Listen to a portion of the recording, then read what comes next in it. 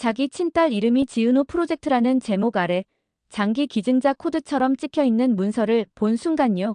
박진석은 진짜로 머릿속이 새하얘졌습니다. 아, 이 집은 이미 사람 사는 집이 아니구나. 그 생각이 제일 먼저 들었다고 하더라고요. 근데 여러분, 그 지옥 같은 파일을 그의 손에 들려준 시작점이 뭐였는지 아세요? 본격적으로 시작하기 전 구독, 좋아요 눌러주세요. 되게 단순했습니다. 저 그 결혼 안 해요. 엄마 욕심 채우려고 나까지 쓰지 마요.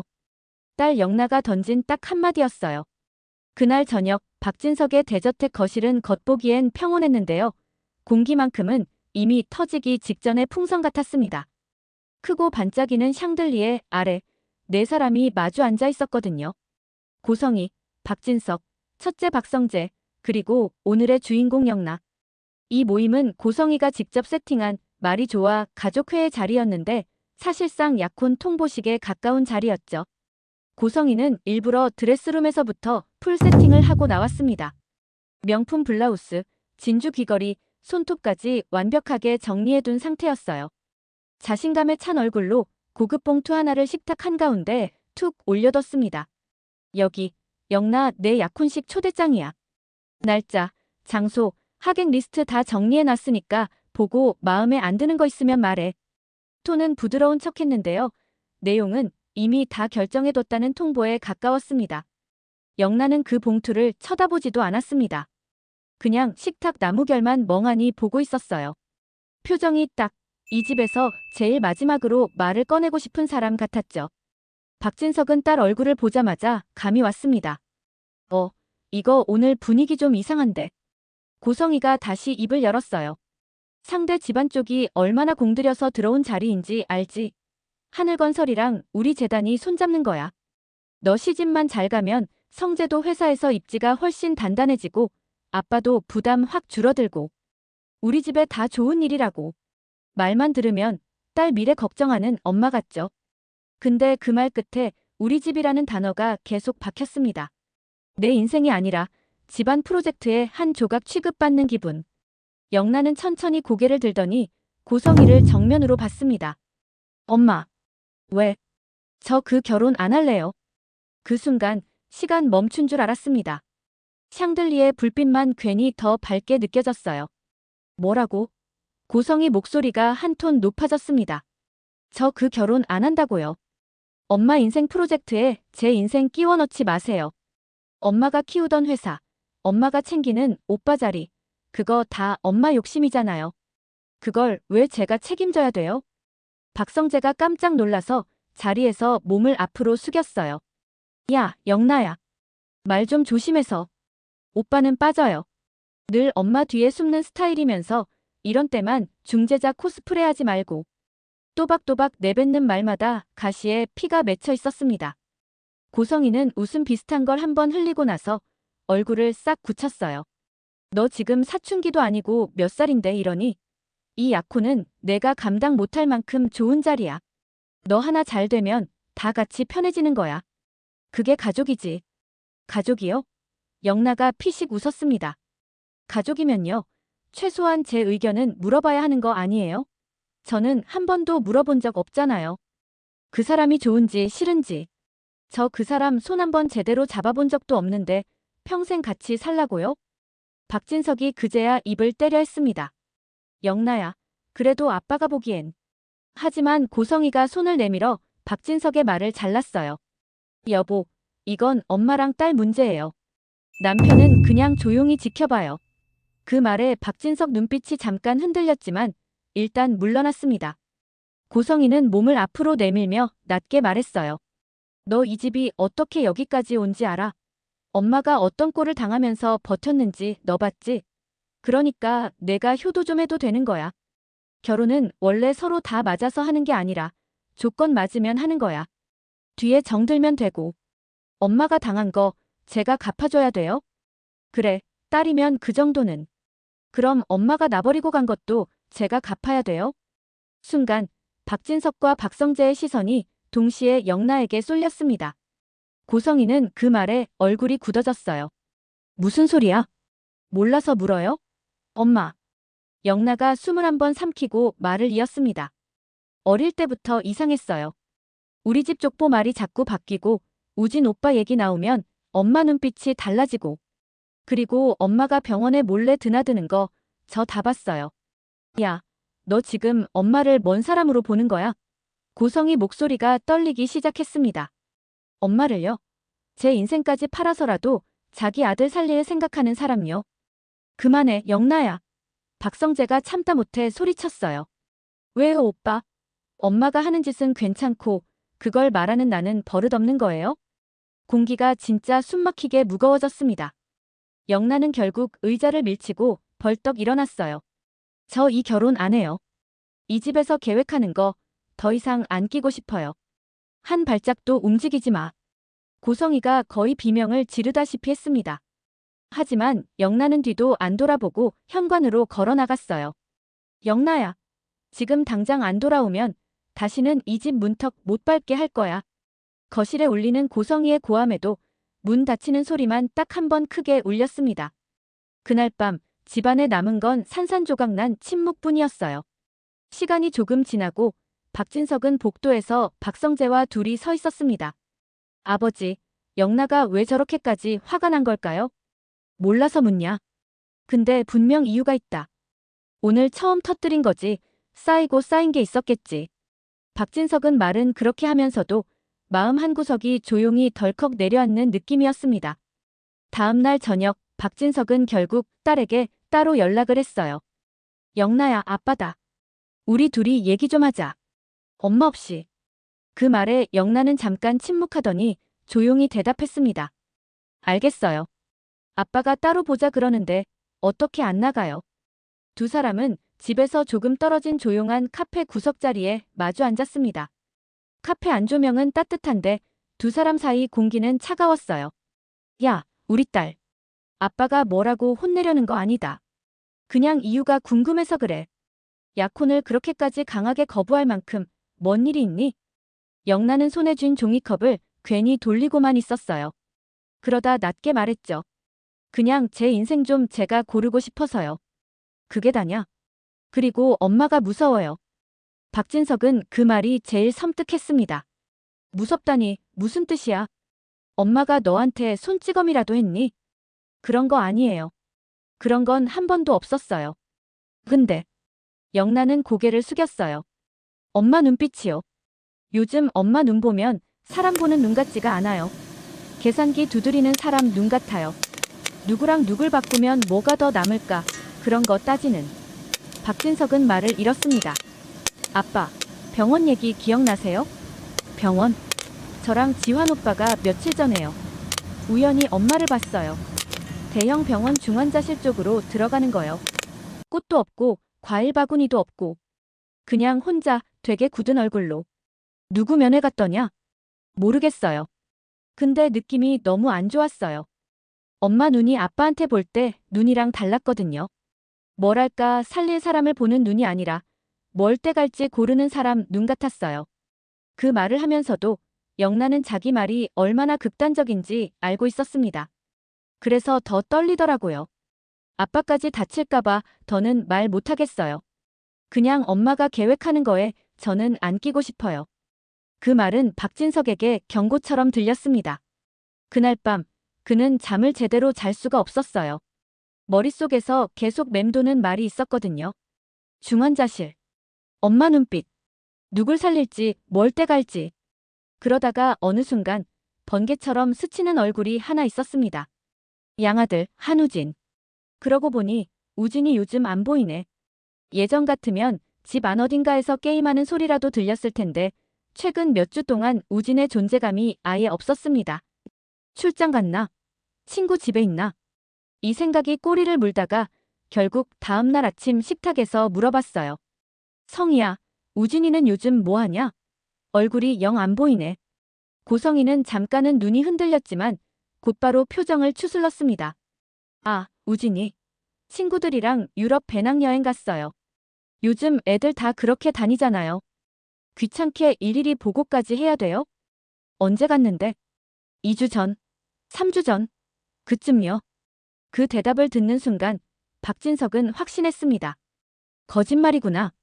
부모가 자식 여행 보내놓고 2주 전인가 3주 전인가 이렇게 대충 말하는 경우 거의 없거든요. 그는 더 묻지 않았습니다. 대신 오후에 조용히 전화를 걸었죠. 강탐정, 나 박진석이야. 급하게 좀 만나자. 강민호. 재단 주변 사람이라면 다 알만한 조용히 그리고 정확하게로 유명한 사설 탐정이었습니다. 둘은 한적한 다과점 구석에 마주 앉았습니다. 회장님 얼굴이 많이 안 좋으신데요. 그럴만하지. 내 아내랑 내 양아들 좀 알아봐줘야 할 것 같아서. 박진석은 한숨을 내쉬고 말을 시작했습니다. 내 아내가 요즘 대형 병원 중환자실을 자주 드나드는 것 같아. 누구를 만나러 가는지, 거기서 무슨 얘기를 하는지. 그리고 우진이 진짜 여행 간 건지 아니면 말끝은 스스로도 못 이었습니다. 강민호는 짧게 고개를 끄덕였어요. 알겠습니다. 병원 동선, 출입 기록, 그리고 한우진 씨 신변. 전부 확인해 보겠습니다. 단 회장님, 이건 부인께 절대 들키면 안 됩니다. 알아. 성희한테 이 얘기 들어가면 나보다 먼저 움직일 사람이 그 사람이야. 일주일.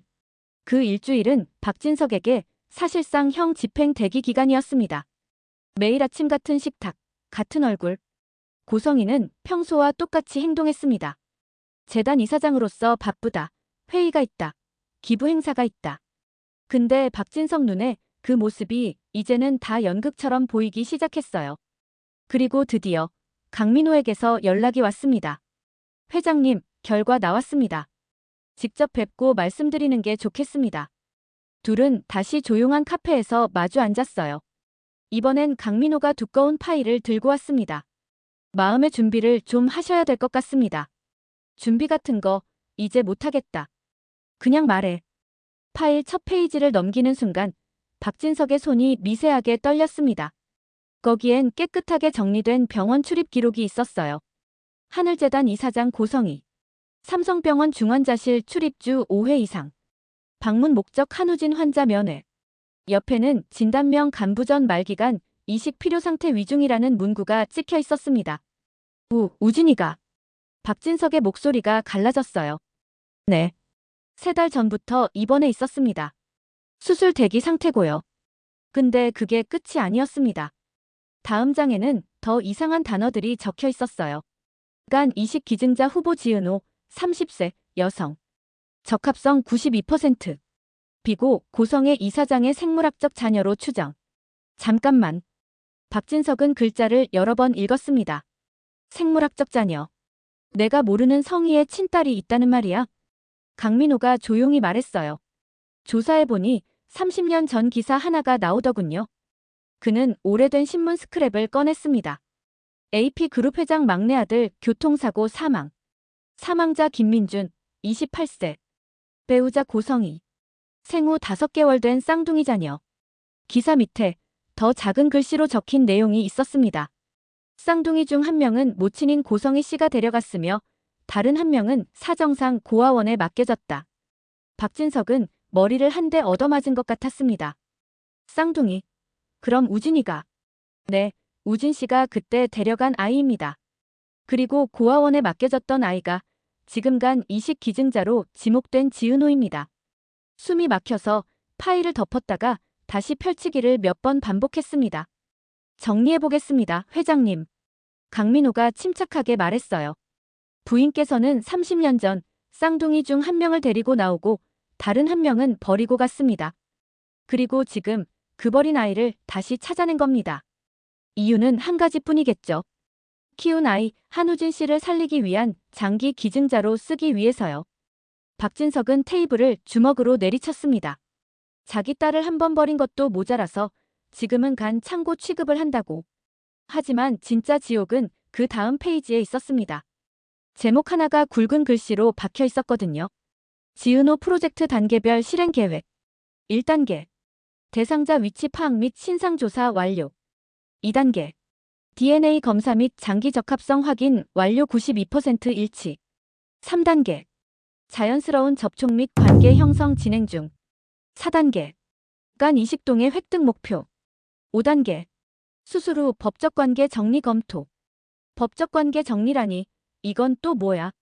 수술이 끝난 뒤엔 책임을 최소화할 방법을 찾겠다는 뜻으로 해석됩니다. 예를 들면 단순 기증자로 정리해버리고 혹은 사고사라도 나면.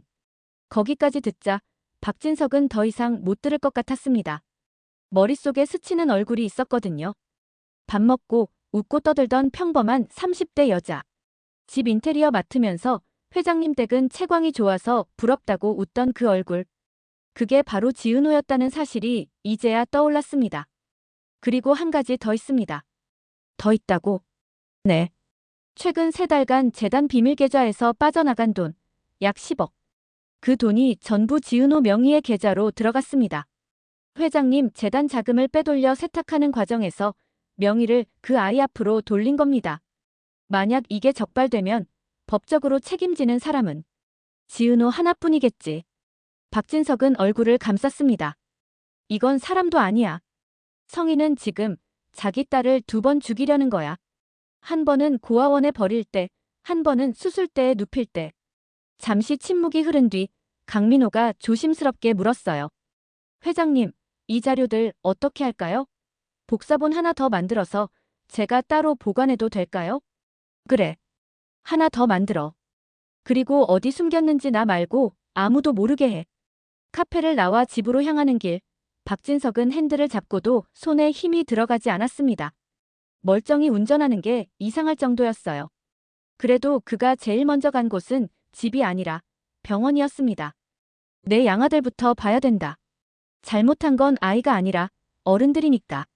중환자실 앞에 서서 그는 한 번 숨을 깊게 들이마신 뒤 문을 열었습니다. 침대 위 눈밑이 파랗게 꺼진 한우진이 누워 있었어요. 아버지. 우진이 입술이 떨렸습니다. 그래, 이 바보야. 박진석은 굳어있는 우진의 손을 꼭 잡았습니다.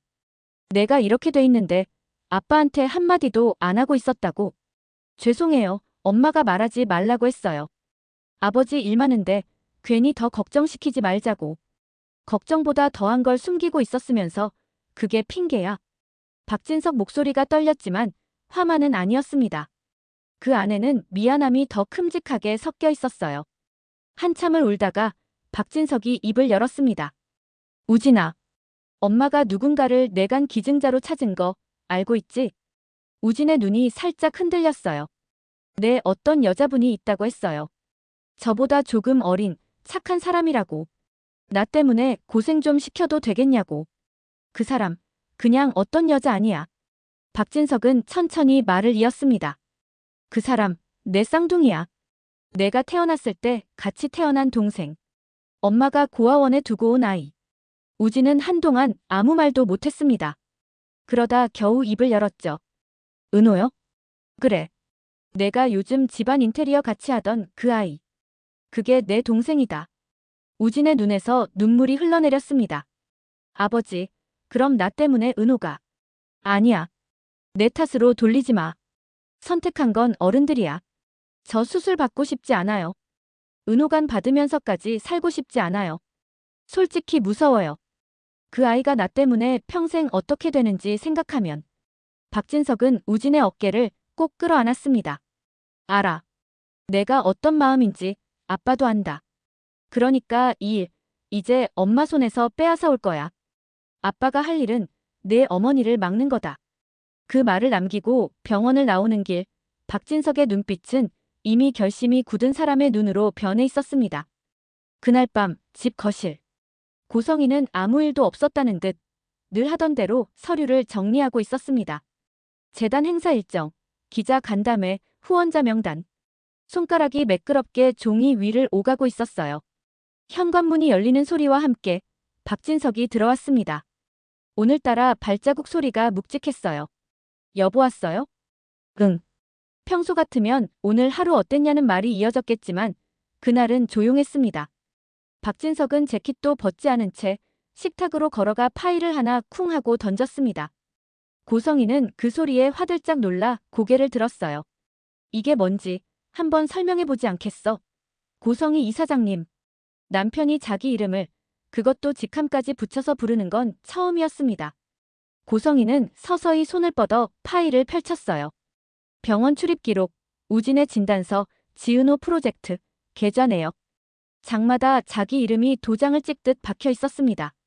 그녀의 얼굴에서 피가 순식간에 빠져나갔어요. 이걸 어디서?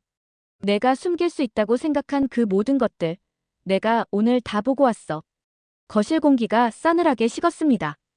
여기서부터는 진짜 전쟁이었어요. 과연 고성이는 어떻게 발뺌을 할까요? 남편에게 들킨 장기 계획, 버렸던 딸을 다시 끌어와 간까지 쓰려 했던 그 잔인한 시나리오. 가족을 위해서였다는 말로 정말 이 상황을 덮을 수 있을까요? 그리고 이 모든 진실이 언젠가 지은호 귀에까지 들어가게 된다면요. 자기를 간 창고로 쓴 친엄마와 그걸 막으려는 박진석, 그리고 죄책감에 무너지는 한우진. 이 뒤에 벌어질 싸움은 지금까지 여러분이 봤던 어떤 막장보다 훨씬 더 악랄해질 겁니다. 들어주셔서 감사합니다. 구독, 좋아요는 사랑입니다. 다음 이야기로 찾아뵙겠습니다.